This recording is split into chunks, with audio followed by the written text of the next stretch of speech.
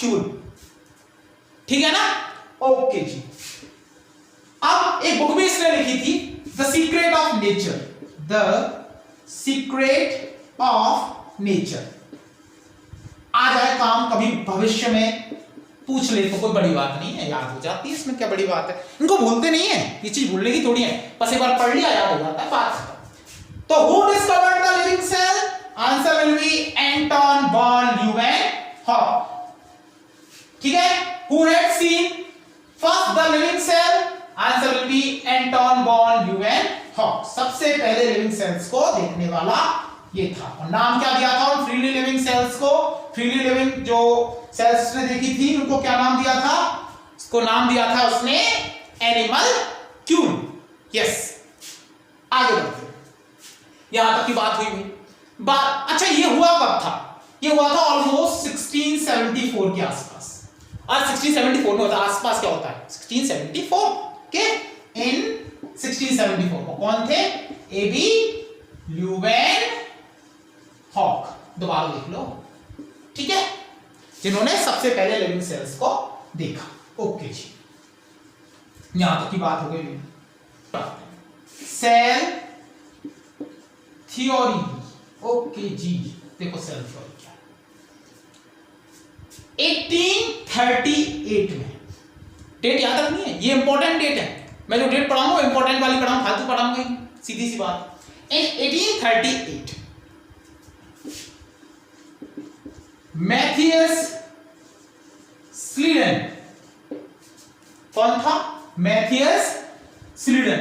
आप कहोगे sir scientist के नाम करने पड़ेंगे बेटा, ये तो करने ही पड़ेंगे, ये तो इंपॉर्टेंट है, ये वो वाला नहीं है अच्छा वो मेन चीजें पढ़ लेंगे छोड़, नहीं नहीं नहीं नहीं, ये बहुत मेन है, ठीक है ना, ये मेन भी है और मेन भी है, ठीक, ओके। तो 1838 में मैथियस स्लीडन ने, क्योंकि कौन थे पता है? German botanist.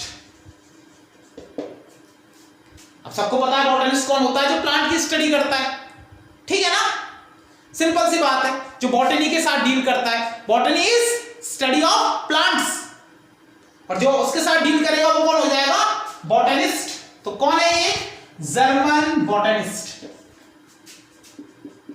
Important important important, सब इंपॉर्टेंट है, ये भी इंपॉर्टेंट है कि जर्मन बॉटनिस्ट है, ये बात भी इंपॉर्टेंट है कि जर्मन, और दूसरा ये भी इंपॉर्टेंट है कि बॉटनिस्ट है। यस, स्टेटमेंट्स स्टेटमेंट्स स्टेटमेंट्स, अभी बताऊंगा कैसे क्वेश्चंस बन सकते हैं, सारे बताओ। देखो यहां तक क्लियर है बात कि बॉटनिस्ट, जर्मन बॉटनिस्ट। अब आगे की बात करते हैं, यहां तक हमारा हो गया। तो अब अपन जब आगे बढ़ते हैं तो हमें एक छोटी सी चीज जो अपन शुरुआत करेंगे इसकी, कैसे करेंगे वो देखो, बड़े गजब से अपन इसकी शुरुआत करते हैं। मुझे पता नहीं इसमें मोबाइल में चार्ज कितना है, हो सकता है कभी भी ये बंद हो जाए और हमारी जो वीडियो है वो कहीं पे भी ऑफ हो सकती है, मैं पढ़ाता जाता हूं, हो जाएगी तब की तब देखी जाएगी, जहां तक हो जाता है वहां तक कर लेते हैं। Thank you so much. नहीं अभी चल रहा है, ठीक। तो जो हमारे पास में एम स्लीडन थे, एम स्लीडन यानी मैथियस स्लीडन ने 1838 में क्या किया? इन्होंने बहुत सारे प्लांट्स को ऑब्जर्व किया, बहुत सारे प्लांट्स को ऑब्जर्व किया। He observe so many of plants, large number of plants.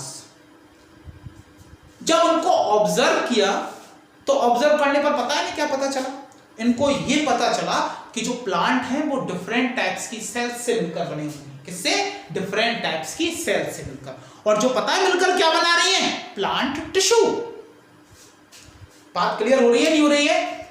इन्होंने बहुत सारे प्लांट्स को ऑब्जर्व किया और ऑब्जर्व करके ये कंक्लूजन निकाला कि भाई जो प्लांट्स हैं वो डिफरेंट टाइप्स की सेल्स से मिलकर बन रही हैं और वो सेल्स मिलकर प्लांट टिश्यू बना रहे हैं। क्लियर है? लिख देता हूं बोर्ड पे। He observed a large number of plants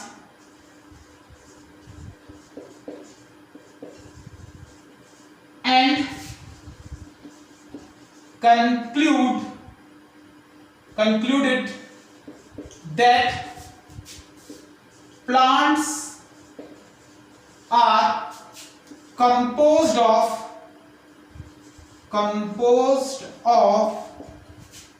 different types of cells which form plant tissues. अब इंक फिल करने का टाइम आ गया, इंक फिल कर लेते हैं.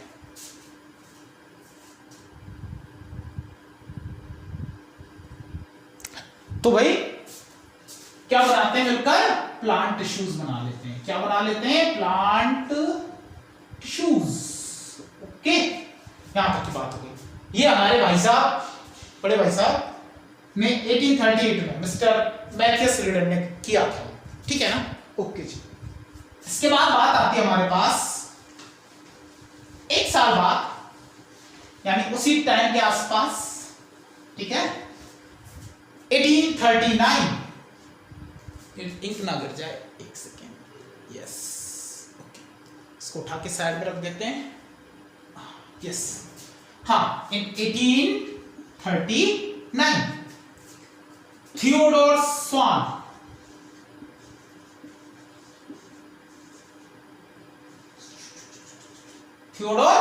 स्वान अब ये कौन थे? इंपॉर्टेंट अगेन इंपॉर्टेंट ब्रिटिश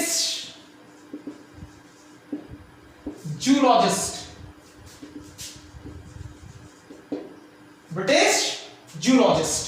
अच्छा, मैं आपको बात बता दूं, इसके पास में ना ब्रिटिश की भी, ये मतलब आधा ब्रिटिश आधा जर्मन है.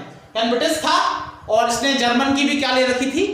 सिटीजनशिप ले रखी थी. ठीक है ना? क्या करना, घबराना मत. एनसीईआरटी कहती है जर्मन, सॉरी, ब्रिटिश जूलॉजिस्ट. अच्छा, नहीं बताने की जरूरत है. जूलॉजी क्या होती है? The study of animals. और जो उसके साथ डील करेगा जूलॉजी के साथ, वो कौन हो जाएगा? Mister zoologist. एनिमल से रिलेटेड. अच्छा, और अच्छे से याद करो, बच्चों वाले तरीके से. बच्चों वाला तरीका होता, स्वान निद्रा सुना है? स्वान निद्रा, कुत्ते जैसी नींद. वो आता है संस्कृत का श्लोक, मुझे इतनी नहीं आती संस्कृत, मुझे वहां से याद है बस. ये स्वान मीन्स कुत्ता होता है. और कुत्ता कौन होता है? जानवर होता है. और जानवर को कहां रखा जाता है? जू में रखा जाता है. मैं इनका असम्मान नहीं कर रहा हूं. He is a very great scientist. ठीक है ना? ये केवल आपको समझाने के लिए. ठीक है ना?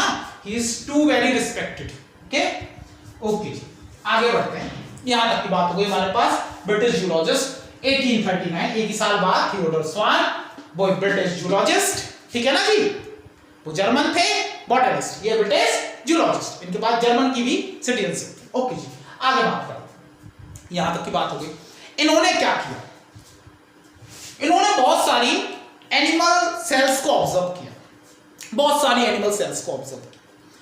और एनिमल सेल्स को ऑब्जर्व करने के बाद उन्होंने एक कंक्लूजन निकाला कि भैया जितनी भी एनिमल सेल्स हैं ये एक लेयर से सराउंड है. आउटर मोस्ट एक लेयर से सराउंड हो रहे हैं. और आजकल हम उस लेयर का नाम पता है क्या ले रहे हैं? Cell membrane. क्या बात है. चले आगे. ओके जी. He observed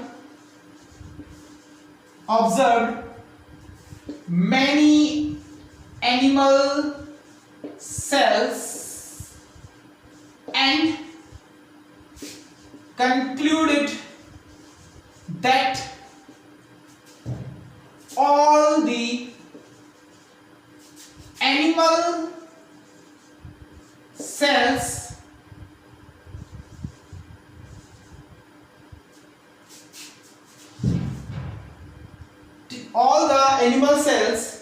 had an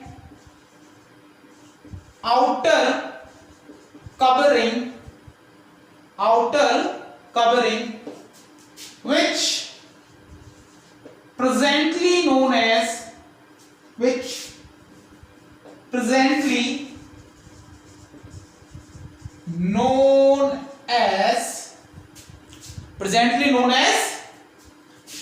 cell membrane. Okay जी, यहां तक की बात हो गई. क्या बोलते हैं उसको? सेल मेम्ब्रेन बोलते हैं प्रेजेंट. बहुत शानदार सी बात है, इंपॉर्टेंट है, ध्यान रखना, एक एक स्टेटमेंट इंपॉर्टेंट है, किसने क्या कहा, किसने क्या कहा, किसने क्या नहीं कहा, वो सब इंपॉर्टेंट। अच्छा, किसने क्या नहीं कहा वो इंपॉर्टेंट नहीं, ठीक है जी। आगे बढ़ जाते हैं, और क्या किया इन्होंने। अच्छा, मैं आपको एक सिंपल सी बात बताता हूं, देखो ऐसा होता है, ऐसा माना जाता होता तो क्या है, माना जाता है कि जो बॉटनी होती है वो थोड़ी सी हार्ड होती है, होती नहीं है पर ऐसा माना जाता है कि थोड़ी सी हार्ड होती है, और जूलॉजी थोड़ी इजी होती है। जूलॉजी इसलिए इजी लगती है क्योंकि वो एनिमल्स से रिलेटेड है, उनमें हमें अपने बारे में भी पढ़ने को मिलता है बहुत सारी चीजें, इसलिए हमें वो इजी लगती है। वो कहीं ना कहीं क्योंकि सारे एनिमल्स में बहुत सारी बातें कॉमन होती है ना, बहुत सारी बातें एक जैसी होती है, इसलिए वो हमको इजीली समझ में आ जाती है। जबकि बॉटनी में प्लांट्स की बात की जाती है, जूलॉजी में तो एनिमल्स ही एनिमल्स की बात हो रही है, तो भैया एनिमल्स में हम आते हैं, और उनमें हमें कई सारी चीजें ऐसी हैं जो एक जैसी मिल जाती है हमको, और उसकी वजह से हमें वो आराम से समझ में आ जाती है। लेकिन बात करें प्लांट्स की तो उनके लिए कहानी पूरी बदल जाती है, तो थोड़ी दिक्कत आती है। तो वो बॉटनी वाला, उसको कहां टाइम कि वो दूसरे की सब्जेक्ट में जाके छेड़छाड़ करे, लेकिन भाई साहब को टाइम था, अपना सिलेबस खत्म, अपनी पढ़ाई पूरी, तो थोड़ा सा प्लांट टिश्यूज में भी कर ले कुछ जाके चेक। तो इन्होंने क्या किया, ये गए और ऑब्जर्व करना चालू कर दिया बहुत सारे प्लांट टिश्यूज को, और उन प्लांट टिश्यूज को ऑब्जर्व करके पता है क्या पता लगाया कि plant tissues plant cells are surrounded by cell walls and it is their unique characteristic, यानी जो प्लांट सेल्स हैं वो सेल वॉल से सराउंडेड हैं, और वही उनका क्या भी है, वो उनका क्या है, एक यूनिक कैरेक्टरिस्टिक है, यानी यूनिक है, यानी एनिमल सेल्स में नहीं मिलती है। ओके जी, सुनना, ही observed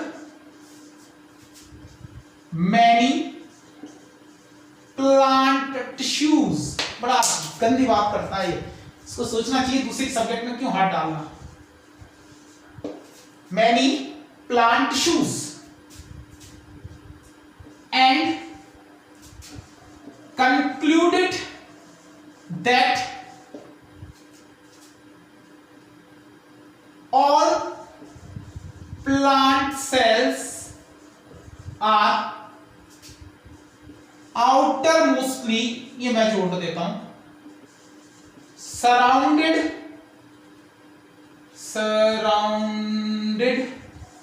by cell wall and it is their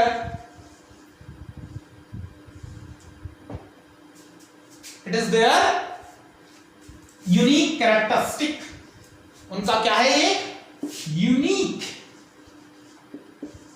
characteristic. Okay जी, यहां तक की बात हो गई। अब भाई साहब इसको मौका मिला बड़ा गजब का काम करने का, पता है क्या, सुनना, अब ये बड़ी गजब की चीज होने वाली है। ये स्टेटमेंट है ना, घूम जाता है, लेकिन कहानियां बना बना के समझा रहा हूं, नहीं भूलोगे बेटा कभी भी, ध्यान रखना।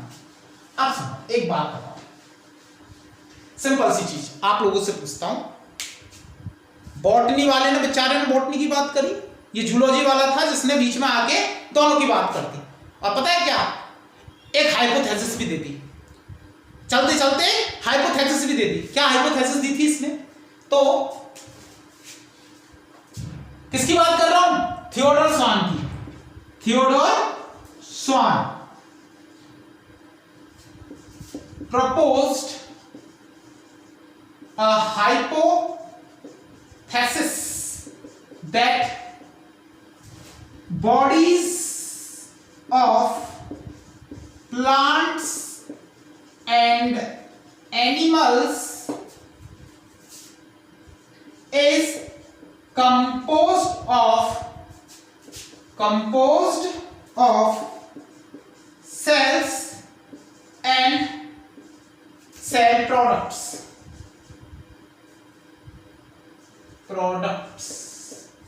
ये लो जी, यानी जितने भी प्लांट और एनिमल्स की बॉडी है वो किसकी बनती है भाई, वो बनती है हमारे पास में सेल्स और उनके प्रोडक्ट से। ये हाइपोथेसिस किसने दी थी, मिस्टर थियोडोर स्वान ने। यही देखा, दोनों के बारे में बात इसी ने की थी, लेकिन अब बात आती है बड़ा गजब का, मतलब इतना शानदार, ये ध्यान रखना किसने दी थी, हाइपोथेसिस थियोडोर स्वान, बड़े ध्यान से रखना इसको, ठीक है जी, डब्बे मत करके भाग ना जाए। आगे बढ़ते हैं जी। अब आगे क्या आता है, आगे आता है भाई कि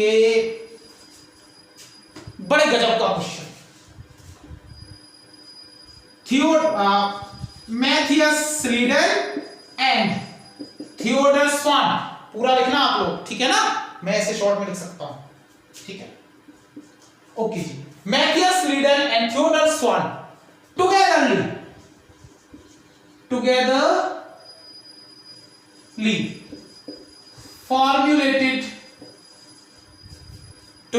formulated 1 सेकेंड, मैं एक घंटी बज रही है, घंटी बंद करवा क्या हूं, ठीक, 1 सेकेंड।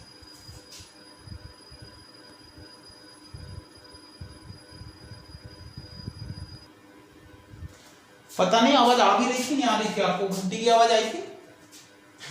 चलो आगे बढ़ते हैं, ठीक है, okay ji.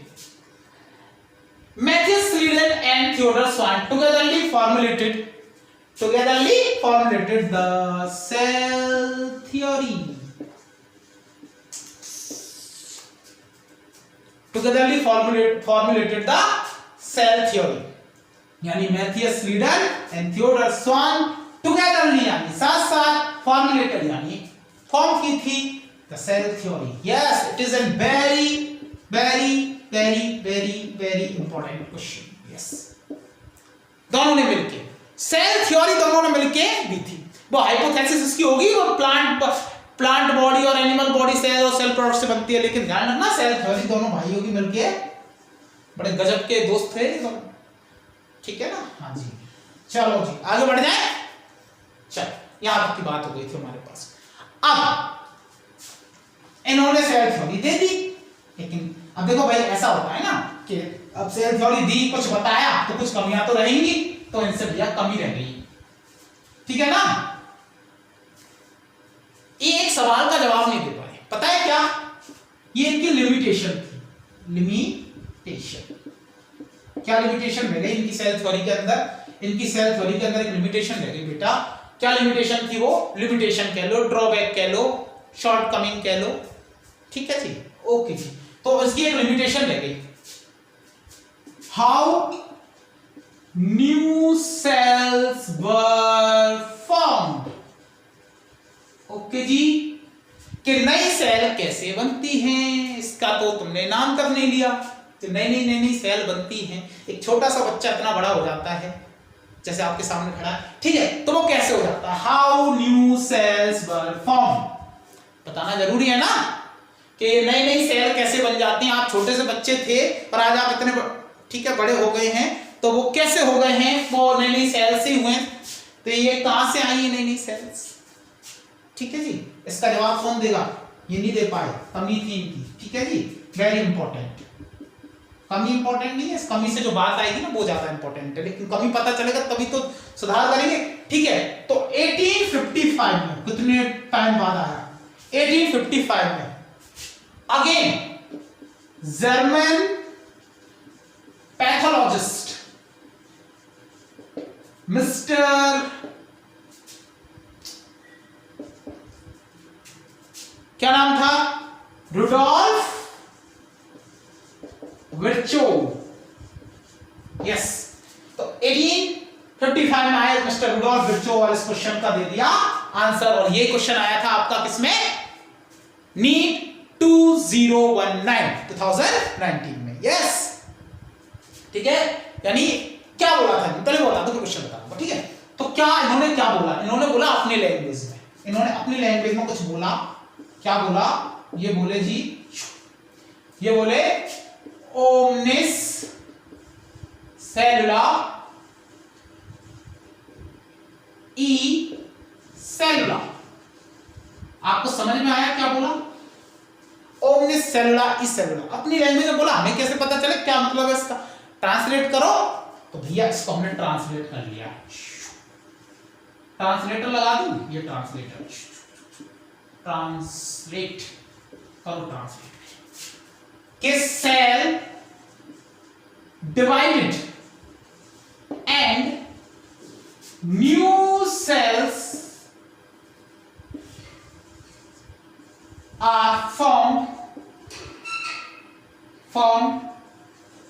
from pre-existing cells, pre-existing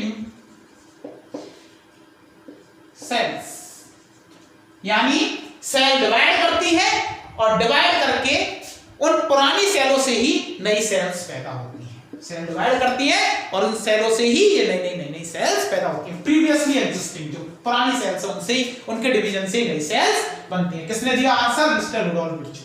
और 2019 में क्वेश्चन आया था, द स्टेटमेंट ओमनीसेलुला ई सेलुला, द स्टेटमेंट ओमनीसेलुला ई सेलुला रिगार्डिंग सेल थ्योरी और रिगार्डिंग सेल, ठीक है, वॉज गिवन बाय, किसने दिया था? ऑप्शन था Aristotle, Rudolf Virchow, Theodor Schwann, Matthias लीडर। एंड आंसर आपको पता है, बताने की जरूरत नहीं, ठीक है, सिंपल सी बात है।